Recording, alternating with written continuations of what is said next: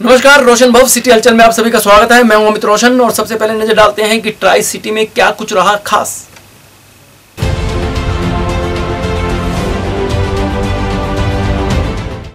Railway विभाग में आए दिन लूटपाट की वारदातें बढ़ती जा रही हैं। इसे लेकर इन लुटेरों ने पुलिस की नाक में दम कर रखा है। यहां तक कि यह लुटेरे इन वारदातों को अंजाम देकर बड़ी सफाई से रफूचक्कर हो जाते हैं। ऐसे ही लूटपाट के गिरोह का पर्दाफाश चंडीगढ़ जीआरपी के पुलिस ने किया है। चंडीगढ़ के जीआरपी पुलिस ने ट्रेन में लूट करने वाले 5 आरोपियों को गिरफ्तार किया है।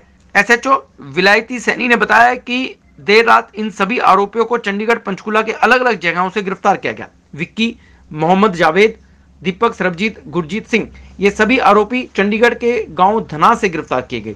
31 दिसंबर को एक व्यक्ति से इन पांचों ने 5,000 रुपए लूटे थे और फरार हो गए थे। 5 फरवरी को रात को सद्भावना एक्सप्रेस ट्रेन से 70,000 रुपए की लूट की थी। 3 और 4 फरवरी को कालका हावड़ा ट्रेन से एक आईफोन और 25,000 कैश और 2 बैग की लूट की थी। सभी 5 आरोपियों को पंचकूला की कोर्ट में पेश किया गया, जहां से पंचकूला अदालत ने 5 को 1 दिन के पुलिस रिमांड पर भेजा है। एसएचओ ने बताया कि रिमांड के दौरान जो चीजें इन्होंने चुराई हैं, लूटी हैं, उन्हें रिकवर करनी है। इसके साथ ही आईफोन और 25,000 कैश भी पुलिस ने बरामद किया है।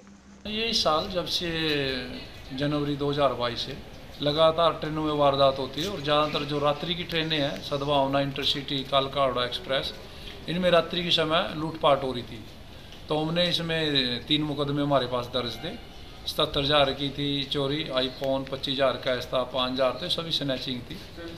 तो हमने इसमें 5 आरोपियों को इसमें अरेस्ट किया और 5 आरोपियों को आज गिरफ्तार करके कोर्ट में पेश करके पुलिस रिमांड लिया। इनसे एक आईफोन और करीब 25,000 रुपये रिकवर किए जा चुके हैं और पुलिस रिमांड के दौरान इनसे और भी रिकवरी जो इन्होंने लूट की हुई है वो की जाएगी। सर कब कब इन्होंने क्या क्या लूट करी थी सर?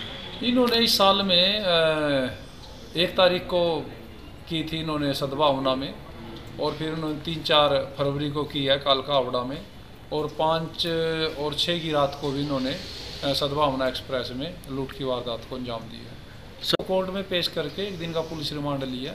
इनसे आईफोन और कुछ कैश करीब 25,000 रुपये रिकवर किया जा चुका है और बाकी जो और बचा हुआ है तो उसको भी रिकवर करने का पूरा प्रयास किया जाएगा।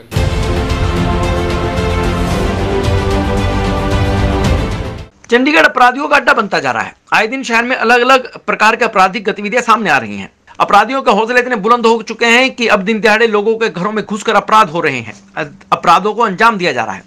ऐसा ही मामला चंडीगढ़ के सेक्टर 42B में सामने आया है, जहां पर मकान नंबर 1085 में एक अपराधी घर के अंदर घुसकर एक महंगी साइकिल लेकर रफूचक्कर हो गया, जो सारी वारदात सीसीटीवी कैमरे में कैद हो गई, जिसमें साफ दिखाई दे रहा है कि किस तरह से एक सेल्स वुमेन का इशारा करके अपने एक साथी को, युवक को बुलाया और जो अंदर घर में खड़ी हुई महंगी साइकिल चुराकर रफूचक्कर हो गया। इस मामले को लेकर पुलिस को भी शिकायत दी गई है। पुलिस मामले को बस टालती हुई दिखाई दी। हालांकि मकान मालिक का यह भी कहना है कि चाहे उन्हें साइकिल मिले ना मिले, पर अपराधी गिरफ्तार जरूर होना चाहिए।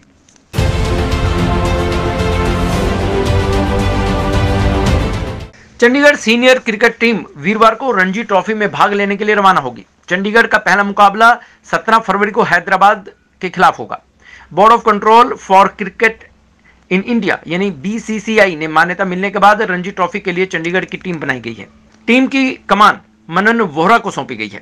चंडीगढ़ की टीम रणजी का सफर अपने घर से शुरू कर रही है। चंडीगढ़ का पहला मुकाबला 17 फरवरी को हैदराबाद के खिलाफ कटक क्रिकेट स्टेडियम में खेला जाएगा।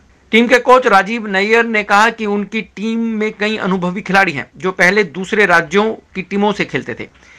टीम में मनन वोहरा, गुरिंदर सिंह, श्रेष्ठ निर्मोही जैसे प्लेयर खेल रहे हैं। Mains under 23 one day trophy Vijay Hazare और सैयद मुश्ताक अली ट्रॉफी में चंडीगढ़ का प्रदर्शन काफी अच्छा रहा है। कूच बिहार ट्रॉफी में भी चंडीगढ़ का अच्छा प्रदर्शन रहा। चंडीगढ़ टीम के कप्तान मनन वोहरा ने कहा कि अच्छा खेलेंगे और मैच पूरी प्लानिंग करके खेलेंगे, जीतेंगे भी। इस टीम में युवराज चौधरी भी टीम का मुख्य हिस्सा है। उनका कहना है कि अच्छा खेलेंगे और प्रदर्शन भी अच्छा करेंगे।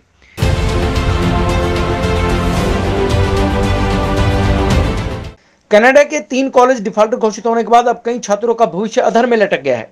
इसको लेकर छात्रों ने वीरवार को एलेंटे मॉल स्थित कनाडा एम्बेसी के बाहर जोरदार प्रदर्शन किया, जिसमें काफी संख्या में छात्रों ने भाग लिया। इसके अलावा संयुक्त किसान मोर्चा व PU के छात्र संगठन ने भी इसमें सहयोग किया।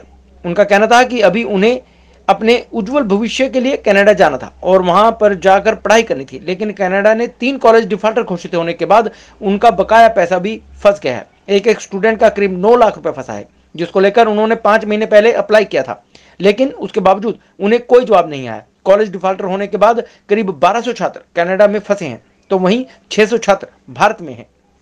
अब उनके पास कोई विकल्प नहीं है। उनके माता पिता ने सारे जीवन की कमाई उन पर लगा दी, लेकिन अब वह क्या करें? कॉलेज जल्द से जल्द उनके बकाया पैसे वापस करें।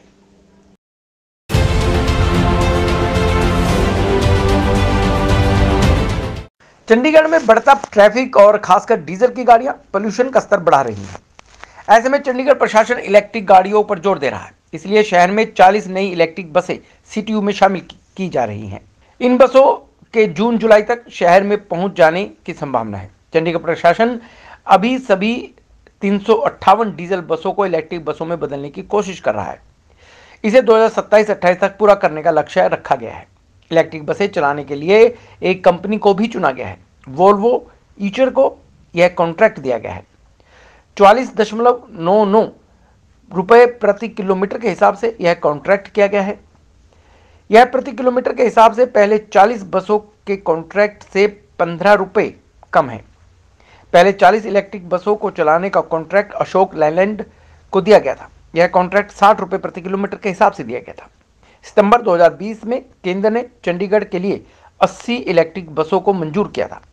देश में बढ़ते एयर पोल्यूशन को देखते हुए केंद्र सरकार ने faster adoption and manufacturing of electric vehicles in India scheme शुरू की थी। इसके तहत चंडीगढ़ के फेज 2 में इन बसों को मंजूरी दी गई। इन नई बसों में 36 से 54 लोग एक साथ सफर कर सकेंगे। 130 किलोमीटर की दूरी तय करने के बाद इन बसों को चार्ज होने में 2.5 घंटे का समय लगेगा। सीटीयू के सेक्टर 25 स्थित डिपो में इनके लिए चार्जिंग स्टेशन लगाए गए हैं।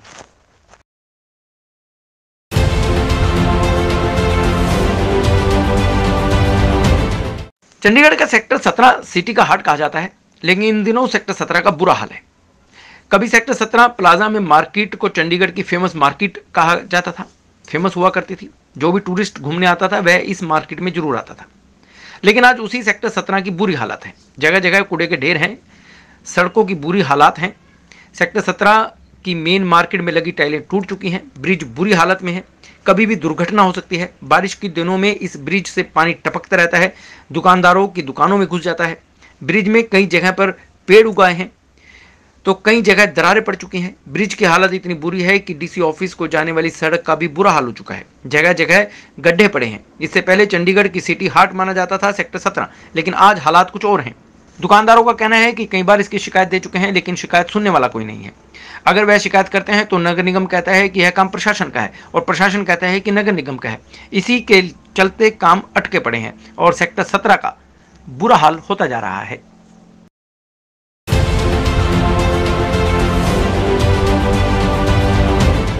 वीरवार को सेक्टर 17 पीडब्ल्यूडी के कार्यालय के बाहर फील्ड और वर्कशॉप यूनियन के द्वारा प्रदर्शन किया गया, जिसमें पंजाब सरकार और पीडब्ल्यूडी के एक्शन के खिलाफ जमकर नारेबाजी की गई।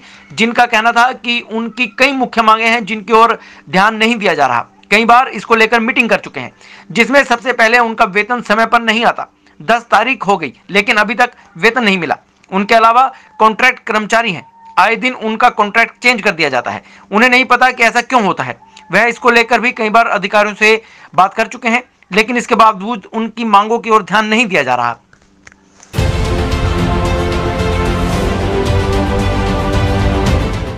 तो सिटी हलचल में फिलहाल इतना ही। नए समाचारों को, नई जानकारियों को और नई वीडियोस को देखने के लिए आपको सब्सक्राइब करना है रोशन भव। और रोशन भव में आप देख सकते हैं सिटी हलचल, आपके शहर की खबरें और सिटी क्राइम, सिटी हलचल, कथा कहानियां और बहुत कुछ। लेकिन उसके लिए सिर्फ आपको सब्सक्राइब करना है रोशन भव और बेल आइकन दबाइए, ताकि जो भी हम वीडियो अपलोड करेंगे नई वाली, उसकी तुरंत नोटिफिकेशन आप तक पहुंच सके। तो रखिए, बनाए रखिए अपना साथ हमारे साथ और देखते रहिए सिटी हलचल।